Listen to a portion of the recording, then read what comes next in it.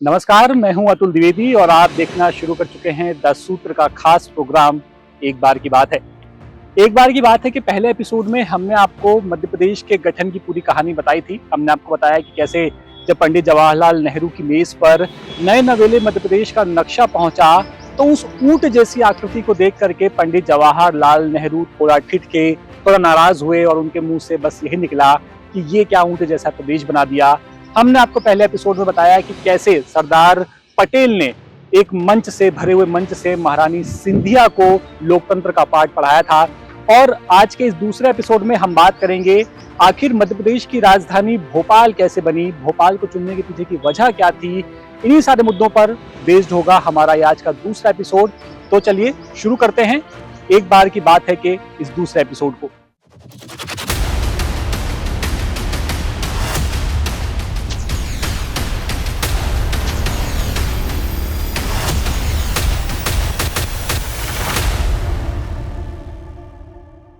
अब बात उस सबसे बड़े सियासी सस्पेंस की जिसने सबकी नींद हराम करके रखी हुई थी कि मध्य प्रदेश की राजधानी आखिर बनेगा कौन।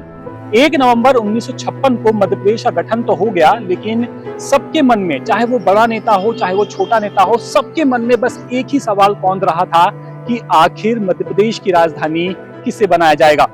सबसे बड़ा और सबसे मजबूत दावा था संस्कारधानी जबलपुर का।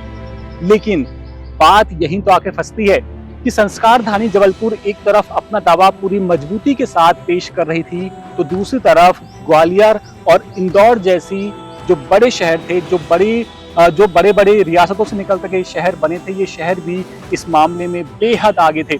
लेकिन वो कहते हैं ना कि जब एक पूरी खींचतान मची और सभी नेताओं की नींद उड़ गई, तो इसमें एक मजेदार बात यहाँ पर ये निकल के आई कि जब पंडित रविशंकर शुक्ल, जिनका सियासी कद उस वक्त बहुत बड़ा था, ये रायपुर से आते थे।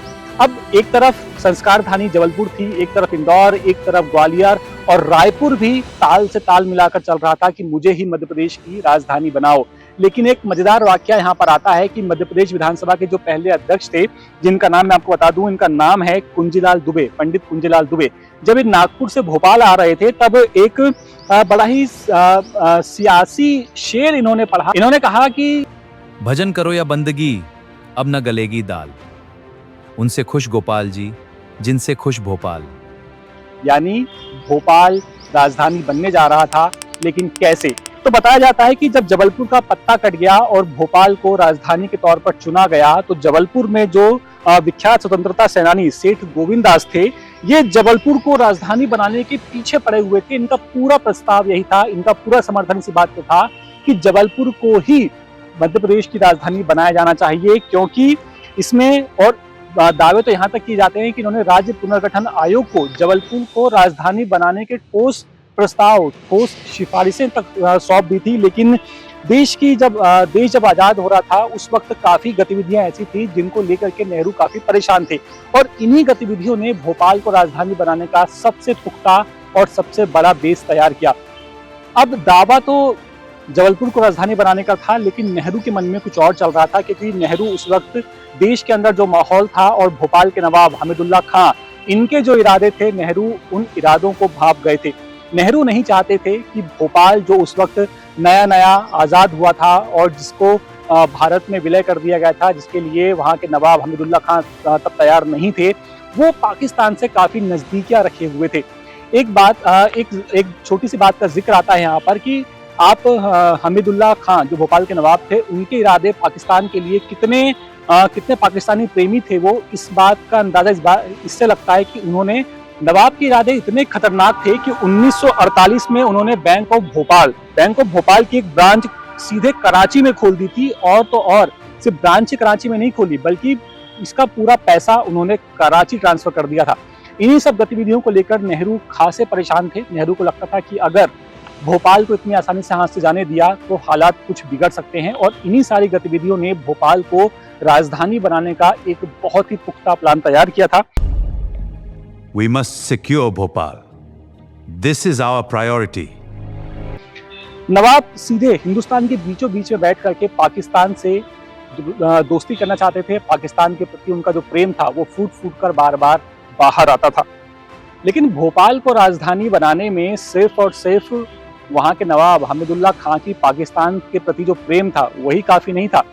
उस वक्त कई अखबारों में एक खबर छपी कि जो सेठ गोविंद दास हैं, जो जबलपुर से ताल्लुक रखते हैं, उनका पूरा मकसद तो जबलपुर को राजधानी बनाने का था। इसके लिए वो हाथ धो के पीछे भी पड़े हुए थे और तो और दावे किए गए उस वक्त के अखबारों में कि सेठ गोविंद दास ने जबलपुर के हाईवे के किनारे काफी जमीनें खरीदी। इतनी जमीनें खरीदी कि जिनमें से कई जमीनें उनके परिवार के नाम, उनके रिश्तेदारों के नाम और उनके कुछ खास दोस्तों के नाम की जमीनें खरीदी गई थी। और इसका इरादा, इसका मकसद सिर्फ उनका इतना ही था, ऐसे दावे किए जाते हैं उस वक्त के समाचार पत्रों में, कि वो चाहते थे कि अगर जबलपुर राजधानी बनता है तो जमीनों के दाम बढ़ेंगे और अच्छा खासा उन्हें मुआवजा मिलेगा। लेकिन जब ये बात नेहरू तक पहुंची तो पंडित जवाहरलाल नेहरू इस बात से काफी आहत हुए थे। उन्होंने ये तय कर लिया था कि जबलपुर अब राजधानी तो किसी हाल में नहीं बनेगा, और इसने भी एक बहुत बड़ा रोल निभाया भोपाल को मध्य प्रदेश की राजधानी बनाने में। भोपाल को राजधानी बनाने में अब ये दो फैक्टर्स तो हमने आपको बता दिए, एक तीसरा फैक्टर भी काफी महत्वपूर्ण हो जाता है यहाँ पर, और वो फैक्टर था भोपाल में उस वक्त मौजूद सरकारी इमारतें। भोपाल का उस वक्त का जो इंफ्रास्ट्रक्चर था वो दूसरे शहरों के मुकाबले काफी मजबूत था। कहा जाता है कि नेहरू का ऐसा मानना था कि भोपाल में जो सरकारी इमारतें मौजूद हैं वो सरकारी दफ्तरों के बड़े काम आ सकती हैं। जो यहाँ पर महल हैं, जो उस वक्त यहाँ पर जो नवाबों ने बिल्डिंगें बनवाई, वो बिल्डिंगें काफी हद तक सरकारी कर्मचारियों के रहने के, उनके काम करने के लिए, और जो दूसरे बड़े बड़े ऑफिस होते हैं सरकारी, उनके लिए काफी अच्छी थी। इसमें सरकार का पैसा भी बचता, समय भी बचता, और तो और कम से कम संसाधन में सरकार अपने कर्मचारियों के लिए अच्छे खासे स्पेस का इंतजाम कर लेती। इसीलिए नेहरू की पहली पसंद भोपाल था राजधानी के तौर पर। यानी कि तीन फैक्टर मोटे मोटे तौर पर भोपाल को राजधानी बनाने के समर्थन में थे। पहला, नवाब की पाकिस्तान से बढ़ती हुई दोस्ती। दूसरा, सेठ गोविंद दास का तथाकथित उस वक्त जबलपुर के पास में जमीनें खरीदना। और तीसरा, भोपाल में मौजूद सरकार इमारतें, जिनको लेकर के नेहरू का मन था कि ये इमारतें बड़े काम आ सकती हैं। ये तीन फैक्टर भोपाल के पक्ष में गए। लेकिन मजेदार बात यही तो है कि जब जबलपुर को राजधानी नहीं बनाया गया तो क्या जबलपुर चुप बैठता?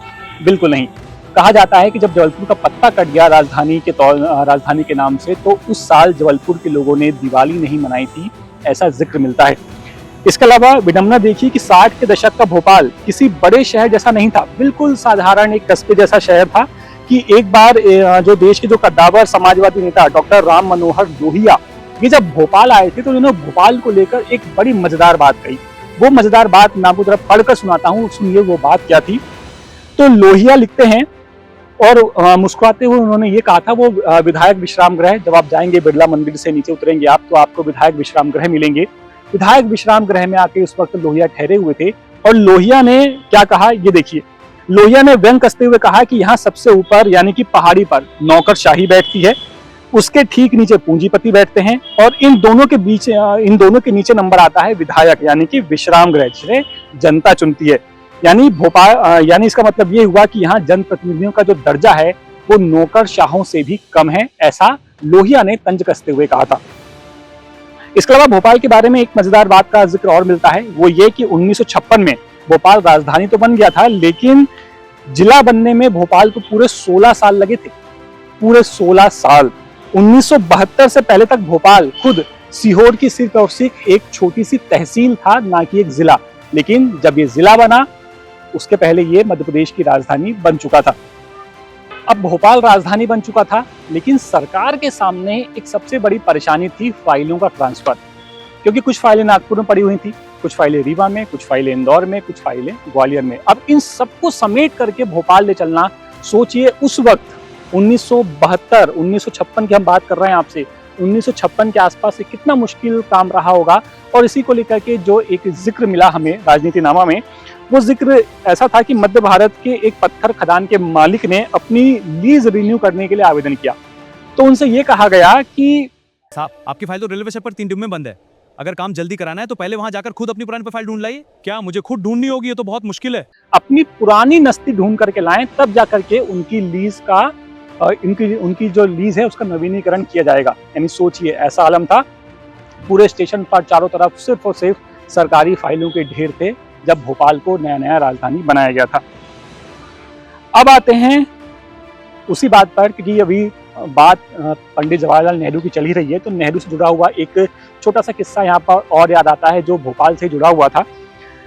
और ये किस्सा भी थोड़ा सा दिलचस्प इसलिए हो जाता है क्योंकि भोपाल की फिजाओं में आज भी पंडित जवाहरलाल नेहरू का जो प्रेम है और नेहरू के दिल में भोपाल के लिए जो प्रेम है, ये कितना मजबूत है, ये जरा इससे समझिए आप कि उस दौर में भोपाल स्टेट के प्रधानमंत्री हुआ करते थे डॉक्टर शंकर दयाल शर्मा, जो आगे चलकर हमारे देश के राष्ट्रपति भी बने। नेहरू और शंकर दयाल शर्मा के बीच में इतनी अच्छी बॉन्डिंग थी कि डॉक्टर शर्मा के काम करने के अंदाज से नेहरू इस कदर प्रभावित थे कि पंडित नेहरू साल में कम से कम 2 बार भोपाल आते थे और 1956 तक नेहरू रिकॉर्ड 18 बार भोपाल आए थे। ये रिकॉर्ड है, 18 बार नेहरू का भोपाल आना। इसके अलावा वीआईपी दौरे से जुड़ा हुआ एक प्रोटोकॉल का आप इसे पेंच कह सकते हैं, एक वाकया कुछ ऐसा निकला कि नेहरू जब भी भोपाल आते तो वो चिकलौद में जो बेगम है उनकी कोठी, वहां पर रुकना पसंद करते थे, ना कि राजभवन में।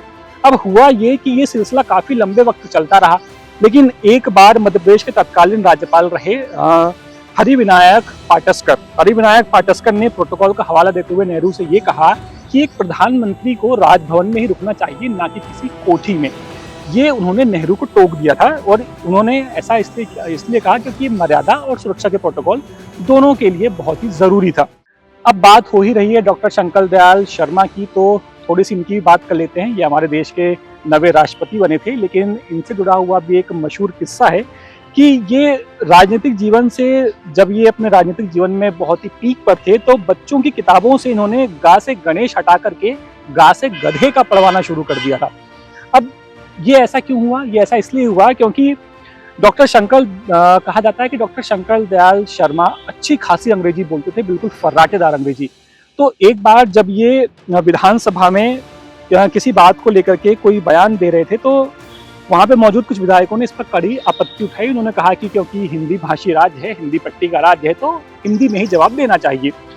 अब इसके बाद हुआ ये कि शर्मा, जो कि उस वक्त प्रदेश के शिक्षा मंत्री भी थे, तो उन्होंने सिलेबस में बदलाव करवाया और उन्होंने सदियों से पढ़ाई जा रही हिंदी वर्णमाला में से गा से गणेश हटा करके गा से गधे का पढ़वाना शुरू कर दिया।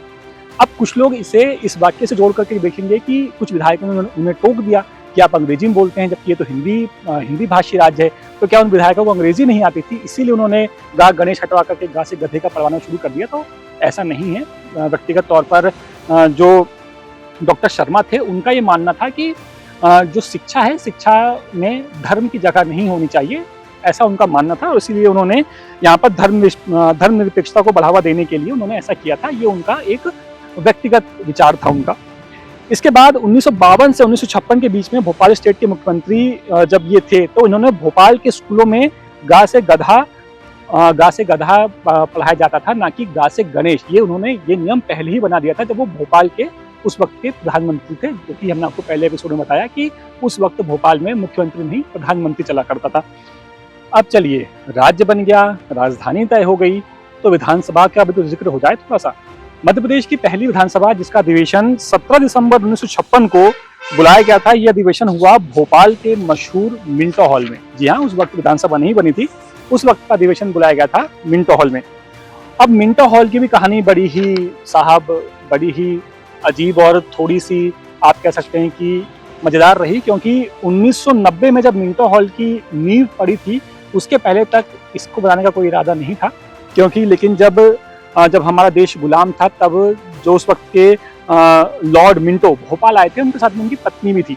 तो जब वो भोपाल आए, तो कहा जाता है कि उनके रुकने की पर्याप्त व्यवस्था नहीं थी, रुकने के अच्छे खासे इंतजाम नहीं किए गए थे, जिसे लेकर के लॉर्ड मिंटो थोड़े से नाराज हो गए थे। उस वक्त भोपाल की जो बेगम है, उनका नाम मैं आपको बता देता हूँ। भोपाल की बेगम थी उस वक्त सुल्तान जहां।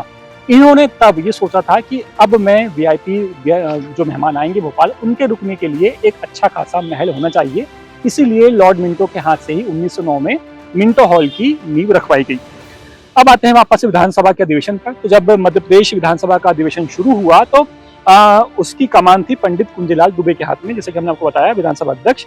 उस दौर में विधानसभा में कुल सदस्यों की संख्या मध्य प्रदेश में कितनी थी? 288। जी हाँ, आज जरूर 230 है, लेकिन उस वक्त 288 थी। 1967 में संख्या बढ़कर 296 हुई। 1977 में ये संख्या बढ़कर 320 जाकर के पहुंची, लेकिन जब 2000 में मध्य प्रदेश से छत्तीसगढ़ अलग हो गया, तब उसके बाद में मध्य प्रदेश में सीटों की संख्या घट करके 230 रह गई।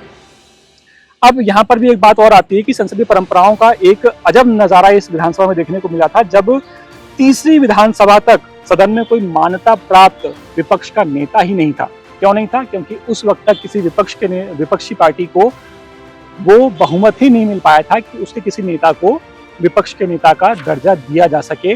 कुछ ऐसा हाल था तब की विधानसभा का। यानी सोचिए, मध्य प्रदेश की वो विधानसभा, मध्य प्रदेश की वो राजधानी और मध्य प्रदेश ऐसा राज्य जो जब बना, बड़े ही किस्से हुए उसके, नेहरू से लेकर के भोपाल के नवाब तक, और फिर शिक्षा मंत्री से लेकर के गा से गणेश और गा से गधे तक, बड़ा ही मशहूर किस्सा रहा भोपाल का। लेकिन मध्य प्रदेश का आज ये दिल है, भोपाल झीलों का शहर, बहुत ही खूबसूरत, जिसे राजधानी बनाया गया मध्य प्रदेश की।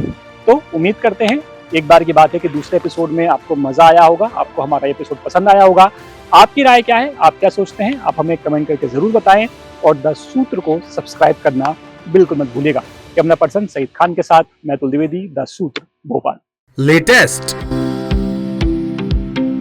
इन्वेस्टिगेटिव और इन डेप्थ खबरें देखने के लिए ज्वाइन कीजिए द सूत्र का व्हाट्सएप चैनल, सब्सक्राइब कीजिए यूट्यूब चैनल, लाइक कीजिए फेसबुक पेज और पढ़ते रहिए www.daसूत्र.com।